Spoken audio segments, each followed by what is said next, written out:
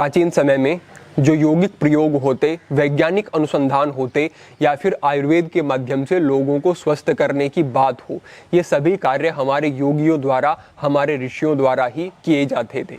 इतना ही नहीं, जो अन्य प्रकार के विषय होते समाज के, जब उनमें भी कुछ उलझन होती तो ऋषियों के पास जाकर के ही उसका समाधान मिलता था। हमारे योगियों ने, ऋषियों ने अपनी बुद्धि को इतना अधिक विकसित कर लिया कि वो हर प्रकार के विषयों में पारंगत थे, सहजता से उन्हें समझ सकते थे। किस प्रकार से हमारे योगियों ने, ऋषियों ने ये किया, इसको आज हम समझने वाले हैं। और उन्होंने जो क्रियाएं दी, जो पद्धतियां दी, जो मुद्राएं दी और हमारे शरीर में व्याप्त गुप्त शक्तियों को विकसित करने का जो तरीका उन्होंने बताया, इन्हीं विषयों पर आज हम बात करने वाले हैं। हमें अनेक प्रश्न प्राप्त होते हैं। हमारे विद्यार्थी कहते हैं कि हम बहुत पढ़ते हैं लेकिन हमें पढ़ा हुआ याद नहीं रहता। हमारी कक्षा में कुछ टॉपर्स हैं जो बहुत अच्छा अंक लेकर के आते हैं कक्षा में। वो बहुत ज़्यादा पढ़ते भी नहीं है लेकिन फिर भी वो इतना अच्छा कैसे कर लेते हैं, इतने अंक कैसे आ जाते हैं। तो आप समझें कि हर एक व्यक्ति का बौद्धिक स्तर, IQ, मेमोरी, सब कुछ अलग अलग होता है। लेकिन यहाँ पर इस प्रकार से सोचना बिल्कुल गलत होगा कि हमारी बुद्धि अच्छी नहीं है या हमारी मेमोरी उतनी अच्छी नहीं है तो हम इसको विकसित नहीं कर सकते। आप निश्चित रूप से विकसित कर सकते हैं। आज विज्ञान भी कहता है कि न्यूरोप्लास्टिसिटी के मस्तिष्क की एक ऐसी क्षमता होती है जिसके माध्यम से आप जब चाहें अपनी बुद्धि को विकसित कर सकते हैं। अभ्यास के माध्यम से आप अपने मस्तिष्क को रिवायर कर सकते हैं, अलग तरीके से ढाल सकते हैं। किस प्रकार से होता है और क्या हमारे योगियों ने तरीके बताए हैं, आगे बढ़ते हैं और इस विषय को समझते हैं। जो यहाँ पर हमें समझना होगा सबसे पहले वो बात यह है कि आपकी उंगलियों का जो अग्रभाग है, इस अग्रभाग में बहुत सारी नर्व एंडिंग्स होती हैं, बहुत सारे रिसेप्टर्स होते हैं। जब आप अपनी उंगलियों के अग्रभाग पर दबाव डालते हैं तो यहां से इंपल्सेस आपकी स्पाइनल कॉर्ड के माध्यम से आपके मस्तिष्क तक पहुंचती हैं और ये आपके दिमाग को सक्रिय कर देती हैं। तो अगर आपकी उंगलियों के आगे के भाग पर आप दबाव डालते हैं तो इसका प्रभाव आपके मस्तिष्क पर पड़ता है। आज के समय में विभिन्न लोग इसका प्रयोग कर रहे हैं और इसका प्रयोग करते हुए देखे जाते हैं। आप भी इसको समझें और निरंतर प्रयोग करें, बहुत अच्छे लाभ मिलेंगे। पहला तो ये है कि आप सुबह के समय उठते हैं, उठते ही भी इस प्रयोग को कर सकते हैं। आप स्नान आदि करने के बाद भी कर सकते हैं और आप मध्य काल में और संध्या काल में, यानी कि पूरे दिन में 3 बार, सुबह, बीच में और संध्या काल में 3 बार आपको ऐसा करना है। आपको अपनी एक उंगली के अग्रभाग को इस तरीके से दबाना है, लेकिन यहाँ पर थोड़ा सा ज्यादा दबाव आपको डालना होगा। थोड़ी देर तक यहाँ पर दबा करके रखना है, उसके बाद छोड़ देना है। फिर आपको अपनी दूसरी उंगली पर जाना है और इस प्रकार से उसको भी दबाना है, थोड़ी देर तक दबा करके रखना है और छोड़ देना है। इसी तरीके से करते हुए आपको अपने दाहिने हाथ की, आपको अपने बाएं हाथ की उंगलियों के अग्रभाग को दबाना है। अब इतना करने से आपके जो ये रिसेप्टर्स हैं ये स्पंदित हो जाते हैं, नर्व एंडिंग जो है उन पर जो प्रभाव पड़ता है उससे मस्तिष्क सक्रिय होने लगता है। इसके बाद आपको ये मुद्रा करनी है।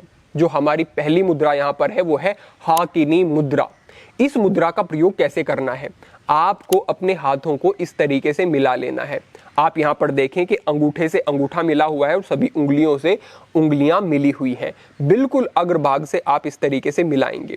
लेकिन यहाँ पर यह समझना होगा कि इसको केवल इस तरीके से मिला लेने से लाभ नहीं होगा, आपको मुद्राओं में एक्टिव रहना होता है। तो इस तरीके से आपने मिलाया और यहाँ पर थोड़ा सा दबाव आपको डालना है।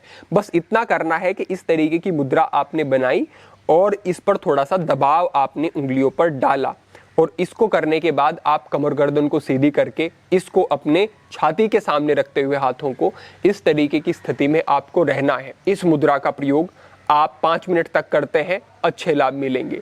अधिक समय तक करना चाहते हैं, 10 मिनट तक करते हैं और अच्छे लाभ आपको इसके मिलेंगे। तो ये हमारा पहला अभ्यास है।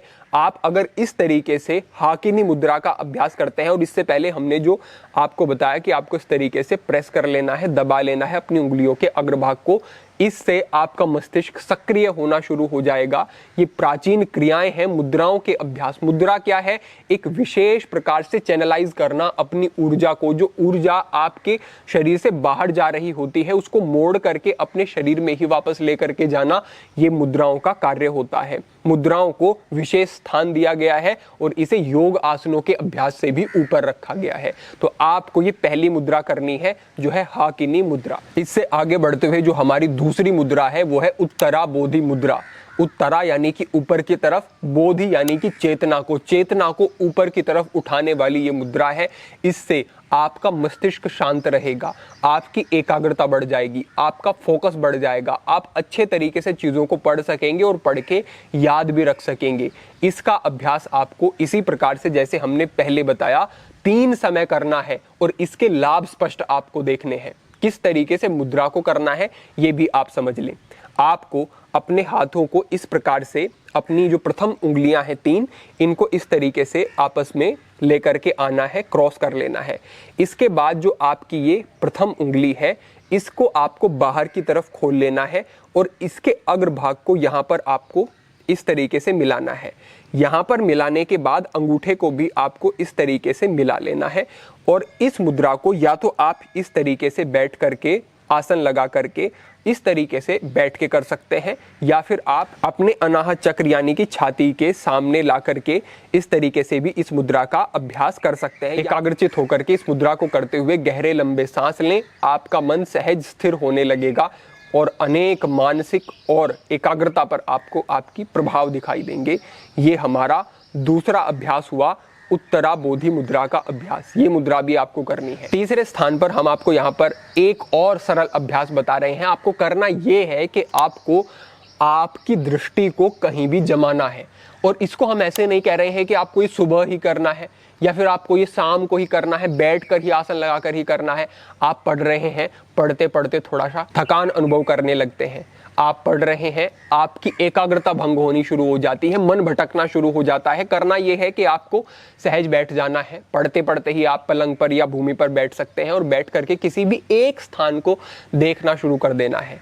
आपके सामने कोई पेड़ है, आपके सामने कोई पुस्तक रखी है, आपके सामने कोई फ्रिज रखा है या कोई भी वस्तु रखी है, उसी के ऊपर अपनी एकाग्रता को लगा दो, उसी को थोड़े समय तक देखते रहो। आप देखेंगे मात्र इस तरीके से दृष्टि जमाने मात्र से आपके जो विचार चल रहे थे वो रुक जाएंगे, आपकी एकाग्रता वापस आनी शुरू हो जाएगी और धीरे धीरे आपकी बुद्धि तीक्ष्ण होने लगती है, आपको चीजें याद होनी शुरू हो जाती हैं, आपके मस्तिष्क पर, न्यूरॉन्स पर इसका एक बहुत गहरा प्रभाव पड़ता है। इसी तरीके के लाभ शांभवी मुद्रा और त्राटक का जो अभ्यास होता है उससे भी मिलते हैं। लेकिन आपके लिए हम सरल कहते हैं कि आप दिन भर में किसी भी एक वस्तु को पकड़ लें और उसी को देखना शुरू कर दें, आंखें ना झपकाएं, जितनी देर हो सकता है आंखें खुली रख करके देखें, जब असहज लगे आंखें बंद कर लें, फिर से आंखें खोलें, फिर से ये अभ्यास करें। 3 बार ऐसा आप करें तो 3 बार करने से आपको अच्छे लाभ मिलेंगे, आपका मन शांत होगा, विचार ठहरने लगेंगे, एकाग्रता बढ़ जाएगी, आपका मन शांत रहेगा, क्रोध नहीं आएगा आपको। जब इस तरीके से आप एक शांत अवस्था में रहेंगे तो पढ़ाई में अपने आप ही मन लगेगा, आप कोई दूसरा कार्य कर रहे हैं ज्यादा बेहतर तरीके से कर सकेंगे, ये आप समझ लें। तो ये हमारा तीसरा अभ्यास हुआ। इस तरीके से आपको दिन भर में 3 बार 4 बार अभ्यास करना है। अंत में आपको कुछ स्थानों पर दबाव डालने हैं। आपके पूरे शरीर में विभिन्न ऐसे पॉइंट्स होते हैं जो कि आपके अलग अलग अंगों को स्पंदित करते हैं। जैसे कि आपके हाथों में आपके पूरे शरीर को नियंत्रित करने वाले स्थान होते हैं, जिसको इनका अनुभव होता है वो उसी स्थान को दबा करके तुरंत आपके शरीर के उस अंग को प्रभावित कर देता है। इसी तरीके से आपके पूरे शरीर में ये बिंदु फैले हुए होते हैं अलग अलग स्थानों पर। तो जो आपके दिमाग को प्रभावित करने वाला बिंदु है, आपकी स्मृति को, बुद्धि को, बोध को बढ़ा सकता है, वो बिंदु होता है आपके भ्रूमध्य में, यानी कि दोनों भौहों के बीच से थोड़ा सा ऊपर की तरफ जाएं आप। इसे थर्ड आई पॉइंट या फिर आज्ञा चक्र बिंदु भी कहा जाता है। तो आपको अपनी भौहों के बीच से थोड़ा सा ऊपर यहाँ पर जाना है और यहाँ पर आने के बाद आपको इस बिंदु को दबाना है और दबा करके रखना है। लगभग 10 सेकंड तक आपको इसी प्रकार से दबा करके रखना है, फिर आपको ढीला छोड़ देना है। उसके बाद फिर से आप इसी स्थान पर सजगतापूर्वक रखेंगे और यहीं पर दबा करके रखेंगे, 10 सेकंड तक रखेंगे, फिर से आप इसे छोड़ देंगे। इस प्रकार से आपको 4 बार 5 बार इस बिंदु के ऊपर बार बार दबाव डालना है। इससे भी आपका जो मस्तिष्क है वो सक्रिय होता है और बुद्धि के तल पर हर प्रकार से आप विकसित होते हैं, हर प्रकार से प्रभाव पड़ता है। इस तरीके से आपको इस बिंदु का प्रयोग करना है। आगे बढ़ते हुए अंतिम बिंदु क्या है, आपने अक्सर देखा भी होगा, जब व्यक्ति चिंता में होता है, तनाव में होता है, डिप्रेशन में होता है, तो इस तरीके से वो अपने हाथों को रखता है, कमर गर्दन झुका करके ऐसे बैठता है। स्वाभाविक ही, उसे पता भी नहीं है इस बिंदु के विषय में, लेकिन स्वाभाविक ही उसके हाथ यहाँ पर जाते हैं और इस तरीके की स्थिति उसकी बन जाती है। ये क्यों हो रहा है? क्योंकि स्वाभाविक ऐसी प्रक्रिया है कि यहाँ पर अगर वो दबाएगा तो उसे शांति अनुभव होगी, उसकी डिप्रेशन, एंजाइटी, तनाव जो है वो कम होना शुरू हो जाएगा। ये भी एक बिंदु है एक्यूप्रेशर के अंतर्गत। यहाँ पर अगर आप दबाव डालते हैं अपने सर के बिल्कुल बगल में, यहाँ पर और बिल्कुल बगल में, इस स्थान पर आपको दबाव डालना है, दबाना है और दबा करके रखना है। आप यहाँ पर दबाएंगे तो थोड़ा सा असहज लगेगा आपको, लेकिन आपको थोड़ी देर तक दबाना है, दबा करके रखना है, उसी प्रकार से 10 सेकंड तक, फिर आपको हटाना है। फिर से आपको इसी प्रकार से हाथों को रखना है, दबाना है, दबा करके रखना है और फिर आपको हटाना है। इस बिंदु को भी आप 4 बार 5 बार इस तरीके से दबाते हैं, ये भी आपके लिए कार्य करेगा। इससे विशेष रूप से शांति बढ़ती है, चंचलता कम होती है, तनाव कम होता है। जो एग्जाम्स के दौरान आपके मस्तिष्क पर बहुत भार बना रहता है पढ़ाई को लेकर के, कैसा होगा, किस प्रकार से मेरे एग्जाम्स जो हैं वो जाने वाले हैं, इस तरीके के तनाव से निजात आपको मिलेगी और इससे भी आपको अच्छे लाभ मिलेंगे। ये मार्गदर्शन आप अन्य विद्यार्थियों के साथ भी साझा करें, जिससे कि अन्य विद्यार्थियों को भी या अन्य व्यक्तियों को जो कि मस्तिष्क से संबंधित बहुत कार्य करते हैं, उनको इससे बहुत अच्छे लाभ मिल सकते हैं। अगर मार्गदर्शन आपने यहाँ तक देखा है और आपको ठीक से समझ आया है तो आप कमेंट के माध्यम से अवश्य बताएं कि आपको इससे लाभ हुआ और आपको विषय समझ आ गया। और अगर आपके कोई प्रश्न होते हैं तो आप कमेंट के माध्यम से हमारे साथ साझा भी करें, उन पर भी मार्गदर्शन किया जाएगा। आज के लिए हमारे सभी विद्यार्थियों के लिए, हमारे सभी जो कि किसी भी प्रकार की परीक्षा में लगे हुए हैं, आगे बढ़ना चाहते हैं जीवन में, उन सभी के लिए आज का ये मार्गदर्शन अपेक्षा है ठीक प्रकार से समझ में आ गया होगा। भविष्य में आगामी विषयों पर मार्गदर्शन होता रहेगा। सभी के लिए प्रार्थनाएं, सभी के लिए मंगल कामना। आज के लिए इतना ही। ओम नमः शिवाय।